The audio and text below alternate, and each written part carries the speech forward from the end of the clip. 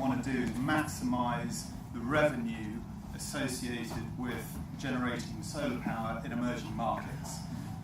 Even if you think about some of the more developed emerging markets like Kenya, only 20% of the population have access to grid energy, so they need huge value. There's huge value in having access to energy of any sort.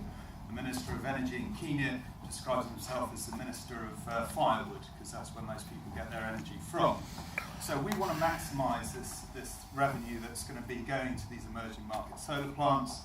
One of the important things about that is demonstrating the provenance of where that energy is generated, where it comes from. Okay, there are a whole number of other questions that need to be developed in there. There is an exchange. How are we going to create an exchange to identify who values that solar energy the greatest, the security, the fungibility, and the monetizing the value of the data? So we came up with this system. So you have your solar panel and you have your blockchain interface, which creates has this data sensors. Now that energy that is generated, we know the provenance. It comes specifically from that solar panel there, wherever it may be. Then we can also identify the usage of that of the energy from it. It could be a community hospital, it could be a community school. That perhaps has higher value for some people than others. Or you could sell it to an individual. Someone could just charge up his mobile phone, or you could start creating mini businesses. So someone could create a battery pack that they can then walk around to other villages and allow other people to start charging their mobile phones and running community fridges and so on.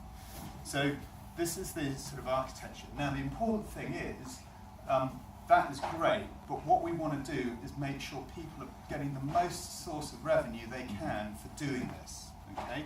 So any power that's left over, or even the power that's being used here, who is it worth the most to? So you create an exchange here, and that provenance, you can say this power is used, and that's where you link into the carbon market. Because there isn't just one carbon market. Currently there's 17 around the world, and each carbon market has a different value for the carbon offsets. And that's where you get open source integration with the carbon market and right back to the solar panel. So carbon credit in Europe at the moment is worth about €5. The carbon credit in the California scheme is worth about $11. There are five schemes in China, all have different values and so on. So you could say, okay, well I'm going to sell, who's going to be paying me the most for this? We can sell it into different car markets, or you can sell it to the green bond market. The green bond market has taken off in the last couple of years. This is quite interesting because it actually moves huge amounts of money from the institutional investors, and it's so important to create these guys who have all the money. There's about $96 trillion under management by the institutional investors, and we create a direct connection to these solar panels in the emerging markets. So they can now say, I'm going to raise a 100 million bond, and I'm going to specifically invest it in solar panels around the world. You know where it's from, you know where the energy's been used, and you can certify it as a green bond. You can do it for philanthropic or voluntary offset markets or philanthropic investments.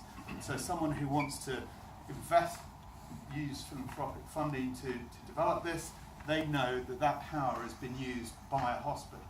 So they have greater value than perhaps someone who's checking the football results on their mobile phone. So you distinguish the different sources of value, you maximise the revenue to these things, and you drive large-scale capital investment into distributed energy systems in the emerging